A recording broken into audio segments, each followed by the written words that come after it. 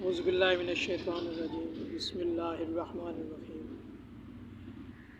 ناظرین، آج آپ سے میں اپنی ایک مقرر جگہ جو ہے وہاں سے ہٹ کے ایک دوسری جگہ پہ بیٹھا ہوں، اور آج میرا موضوع بھی کچھ کرنٹ افیئرس سے ہی ہے۔ جیسے ہمارے معاشی مسائل ہیں، اسی طریقے اور بھی کافی سارے مسئلے ہیں۔ جیسے ہمارے سڑکیں جو ہیں وہ ساری ٹوٹی ہوئی ہیں، اور دوسرے اسکولوں کے مسائل اور ہیلتھ کے مسائل، کیا کیا گنواؤں بھر کا پاکستان کیا مسائلستان ہے۔ اللہ تعالیٰ بہتری کرے، ہم نا امید نہیں ہیں، انشاءاللہ یہ پاکستان پھر انشاءاللہ بہتر ہو جائے گا۔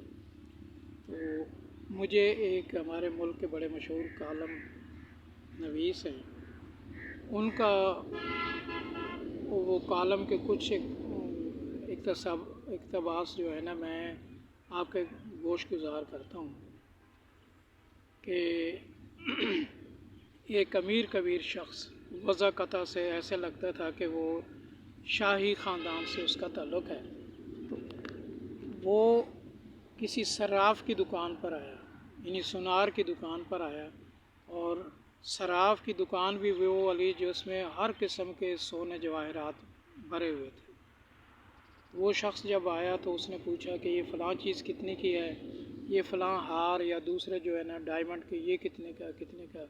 وہ دو چار چیزیں جو بھی تھیں، تو دکاندار کو اس نے کہا کہ یہ میں نے چیزیں لینی ہیں۔ اب دکاندار اتنا خوش ہوا، وہ جو صراف ہے، اس نے کہا کہ آج میری قسمت انشاءاللہ جاگ جائے گی اور میں امیر کبیر ہو جاؤں گا، یعنی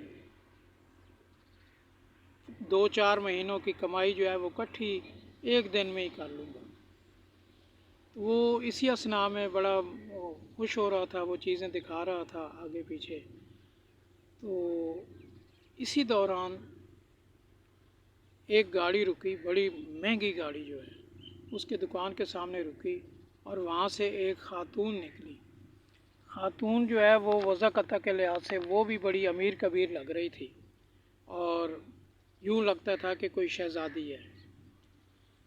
وہ آئی جیسے ہی تو جو امیر کبیر شخص پہلے سے دکان میں کھڑا تھا، اس کے ہاتھوں کا بوسہ لیا اس نے، اور بڑی جھک کے ملی اس کے ساتھ، اور بڑی مؤدبانہ طریقے سے یعنی اس نے ادب کا ایک نمونہ پیش کیا کہ میں تو آپ کو بہت ہی جو ہے نا آپ کی عزت کرتی ہوں۔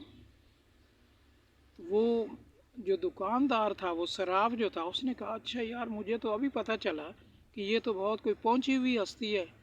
تو وہ دعائیہ کلمات بھی اس نے خاتون کے لیے کہے، تو اور وہ خاتون نے اس کا تعارف کروایا صراف کے ساتھ کہ یہ ہمارے فلاں بزرگ ہیں، اور ان کی جو بھی منہ سے بات نکلتی یا جو بھی دعا ہوتی ہے تو وہ قبول ہو جاتی ہے۔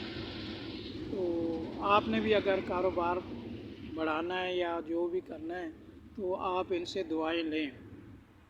تو انہوں نے بڑی ریکویسٹ کی، منت کی، وہ جو بزرگ تھے، جو امیر کبیر وضع کے لحاظ سے جو شخص تھے، ان کو ریکویسٹ کی خاتون نے کہ ان کے لیے بھی دعائیہ کلمات کچھ کہیں، اور ان کو بھی کچھ چیزیں ایسی عطا کر دیں تاکہ ان کے کاروبار میں برکت ہو۔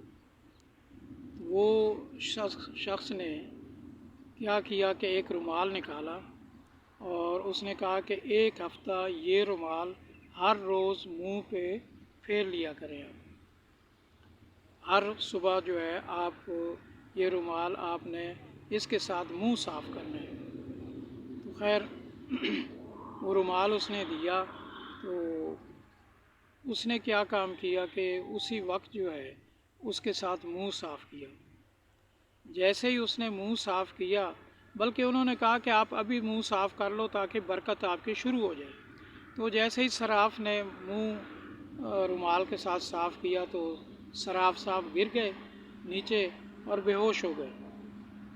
اسی دوران وہ خاتون اور وہ جو معزز شخص تھا، اس نے سارا مال اس کا سمیٹ کے لے گئے، اٹھا کے جو جو اٹھا سکتے تھے لے گئے۔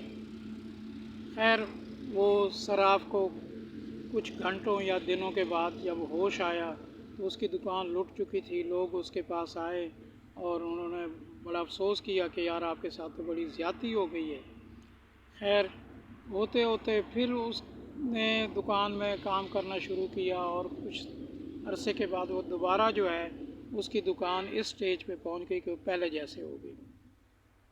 اب وہ بڑا پریشان تھا کہ یار یہ کیسے کیسے لوگ ہیں زمانے میں کہ یہ نوسر بازی اور ٹھگ بن جاتے ہیں، وضع قطع کے لحاظ سے کتنے ٹھیک ٹھاک ہوتے ہیں لیکن اندر سے یہ ٹھگ ہوتے ہیں۔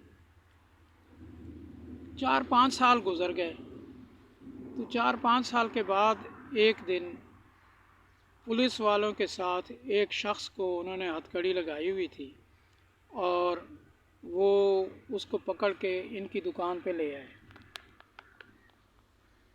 تو جیسے ہی وہ لے کر آئے اس کی دکان پہ، تو پولیس والوں نے پوچھا کہ بھائی اس شخص کو آپ جانتے ہو؟ اس نے کہا ہاں جی میں جانتا ہوں، اس نے تو مجھے 5 سال پہلے بھی لوٹا تھا، ابھی پھر جو ہے نا آپ لے کر آئے، میں تو اس کو اچھی طرح جانتا ہوں، اس نے مجھے اتنا لاکھوں کروڑوں روپے میرا مال جو ہے نا بٹورا تھا۔ اس نے کہا اچھا یہی وہ شخص ہے، تو آپ ایسے کرو، اس شخص کو کہا جو چور تھا، اس کو کہا کہ آپ نے کیسے ان کو نوسر بازی آپ نے کیسے کی ہے؟ آپ اس کی ہتھ کڑی کھول دی، اور اس کے دروازے کے اندر جیسے جیسے وہ پہلے آیا تھا اسی طریقے سے وہ آیا، ہتھ کڑی کھول کے اندر آیا، اور اس نے چیزیں ویزیں دیکھیں اور سارا کچھ کیا۔ تو اس نے جیب سے رومال بھی نکالا، اور اس نے کہا کہ میں نے ایسے رومال اس کو دیا تھا۔ اس نے کہا، پولیس والوں نے کہا کہ اچھا، وہ دکاندار کو کہا کہ آپ بھی اب اسی طریقے رومال جو ہے اپنے چہرے پہ چہرہ صاف کرو رومال کے ساتھ، اور یہ ویسے ہی جو ہے نا آپ کریں جیسے پہلے آپ کو انہوں نے لوٹا تھا۔ جیسے ہی اس نے چہرہ صاف کیا دوبارہ، تو وہ پھر